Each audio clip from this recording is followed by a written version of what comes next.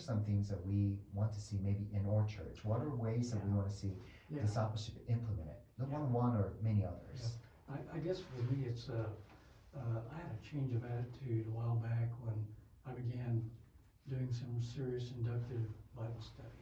And I'm looking up at the clock one day, and I've been sitting here for 3 hours in this one book of the Bible, or in this one phrase. And God just told me, so that's exactly where I want you.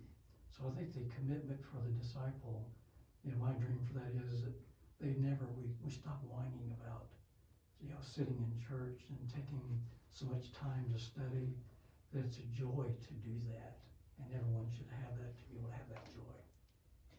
One of the things I often say, and my mentor kind of coined this term, but he says, we are not to be the sage on the stage, but we are to be the guide on the side. And that's really discipleship, isn't it? And when I look at the life of Jesus, certainly he preached on the Sermon on the Mount, like Matthew 5, 6, 7, and he spoke to a great crowd. He broke 5 loaves and 2 fish, and made lessons. But many of the times Jesus was actually just walking alongside of the people. I often say one-on-one discipleship is really not just a classroom, because the classroom often doesn't reach the living room, actually. And that's where theory just doesn't reach to the practical side of it.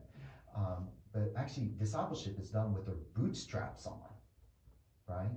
And we're finding those opportunities. But also there's a systematic, so that's organic, but there's systematic as well, where we meet one-on-one, we designate a time, and we go through these, profound truth of God's word, helping them how to read God's word, how to pray God's word, how to live out God's word, how to share God's word. All these things seem basic, fundamental, but yet so profound.